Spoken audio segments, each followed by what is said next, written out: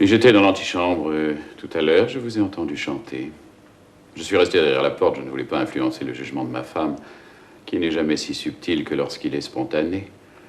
Vous chantez admirablement. Votre Altesse Sérénissime est trop bonne. C'est l'Altesse Sérénissime. Je suis moins. Peut-être mieux que ça, mademoiselle Malrousse. Vous êtes bien certaine de vous appeler Malrousse?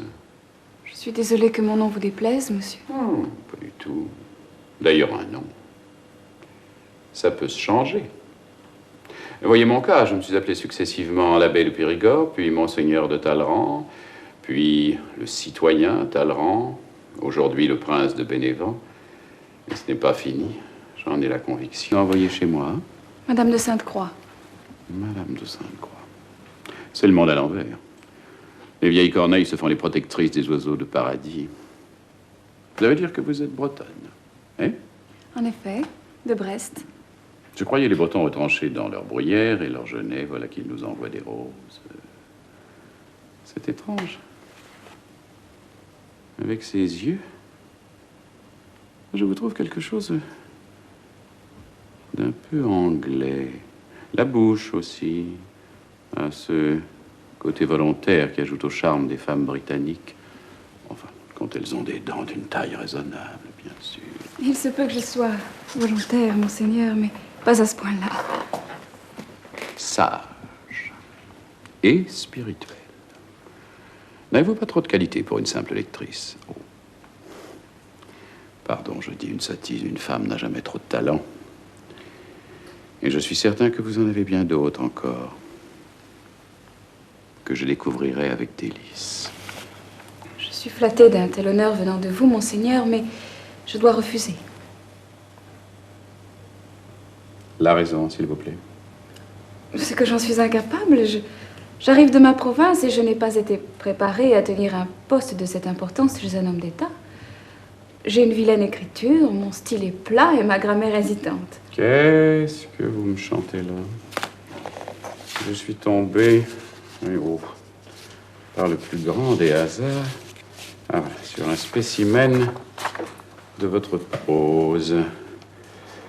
Voyons, je n'ai eu que le menu du dîner donné en l'honneur du vice-roi et de la vice-reine d'Italie. Il y figurait des choses que je ne peux même pas imaginer. Duchesse de volaille à la crème, épigramme d'agneau à la Tourville, délices de homard à la Richelieu. Les Français semblent avoir l'habitude de mettre en cuisine leurs grands hommes, ce qui est bien cruel. Mais c'est pas mal tout ça, hein? Pas mal du tout. Puisqu'il en est ainsi, je n'ai plus rien à faire chez vous, monseigneur. Je suis la servante de votre Altesse. Eh bien, où allez-vous donc? Je vais plier bagage et m'efforcer d'échapper à votre vengeance. Mais comment voulez-vous que je me venge, puisque c'est mon bon ami Fouché qui vous a placé chez moi? Je vais tout de même pas vous égorger ici, hein? Allons, revenez vous asseoir. Voulez-vous me permettre une question? Faites. Comment se fait-il que vous soyez l'homme du roi, vous, dont les pièces scandalisent la cour? Vous pouvez ajouter et font ses délices. Je vais vous dire, vous venez de faire un séjour à la Bastille. Moi aussi, j'ai tâté de la prison. Et ce n'est pas le roi qui m'y a envoyé. C'est monsieur. Comme moi. Exactement. En revanche, c'est le roi qui m'en a tiré. Et très vite. Voilà des années que j'appartiens à ce qu'on appelle le secret du roi. Avec des fortunes diverses. Sans doute et dans les débuts, plus ou moins contre-cœur. Le grand beau marché, agent secret. Eh oui, que voulez-vous? Moi, j'ai toujours aimé les affaires un peu mystérieuses. Les manteaux couleur de muraille, les déguisements, les billets que l'on glisse subrepticement, les échelles de corde. En résumé, Figaro, c'est moi. Bienvenue, chevalier, dans la maison du barbier de Séville. Inimaginable, ignoble. Ce Mirabeau n'est qu'un pourceau. Entrez. Ah, c'est vous? Je ne vous dérange pas? Non. Malgré les mixtures que Pongo me fait avaler, je n'arrive pas à dormir. Non, ne dérangez pas. Non. J'étais seulement occupé à me mettre en colère. Non, asseyez-vous.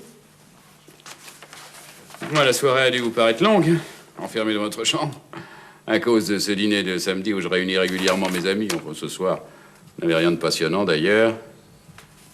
Vraiment? Non, quelques membres de ce bureau de législation dramatique que je viens de fonder pour obliger les comédiens français à payer des droits à leurs auteurs. Rien que des mécontents, bien sûr, Molière avait raison. Les étranges animaux à conduire que les comédiens. Et c'est cela qui vous met si fort en colère? Oh, il m'en faut plus que cela. Vous avez des ennuis?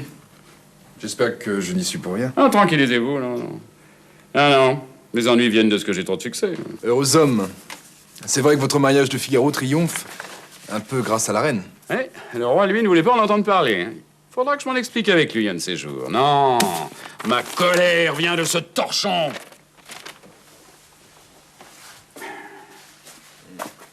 C'est ignoble.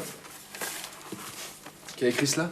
Un certain comte de Mirabeau, gentilhomme provençal de mœurs plus que douteuses, qui traîne à Paris une existence incertaine de gueux littéraire, provoque le scandale par ses débauches, et qui m'en veut à mort parce que j'ai refusé de lui prêter 25 louis. Vous n'avez pas gardé ça? C'est fait, si fait. Tenez. Regardez tout ce qu'on a déjà écrit sur moi. Et tout ça parce que je veux que les Parisiens aient l'eau courante. L'eau courante. Vous vous occupez de ça aussi? Je m'occupe de tout ce qui peut servir le bonheur de l'homme. Et la gloire de Beaumarchais. Oh, monsieur le duc, si grand honneur. Sais-tu ce qui m'amène chez toi à 11h du soir, baron? Non, Le roi a donné une compagnie à ton fils. vous, tu te moques de moi? Ce serait une plaisanterie bien fatigante pour un vieux bonhomme comme moi. Trianon n'est pas si près de la rue Coqueyron. Et c'est toi qui as demandé à Sa Majesté? Ah, tu es un véritable ami. Tu en doutais. Ton fils est un charmant garçon. Mais tu ne m'avais pas dit que tu avais aussi une fille à Trianon. C'est vrai, elle est au service de la Dauphine. Oui, j'ai passé la soirée avec elle. Et j'ai parlé d'elle près d'1 heure avec le roi. Avec le roi?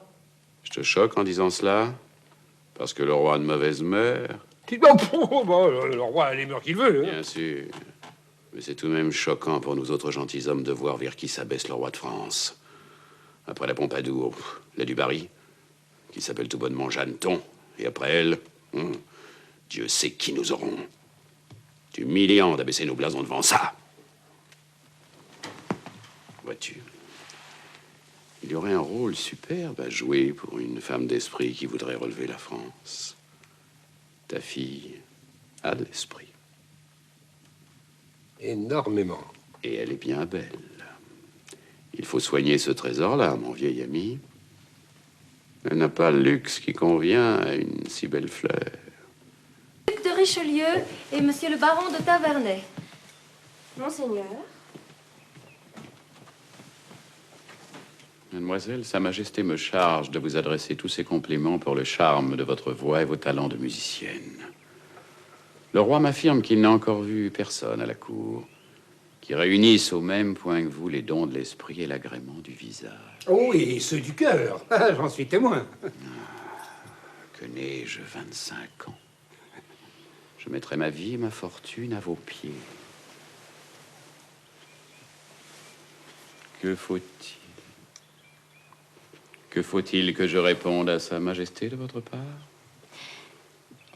Qu'elle me comble de bonheur en daignant jeter les yeux sur moi, et que je suis bien peu digne d'attirer l'attention d'un souverain si puissant.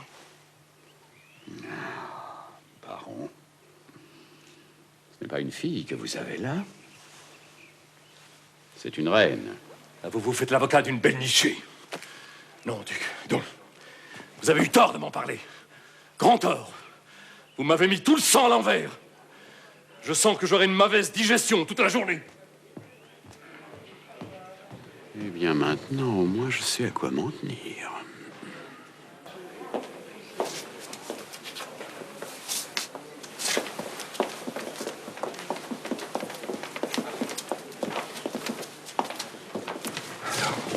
Quoi de nouveau? Il y a de nouveau, monsieur, que je vous prie de ne plus m'adresser la parole. Mais duc! Adieu, monsieur de Tavernay. Adieu. Pour toujours.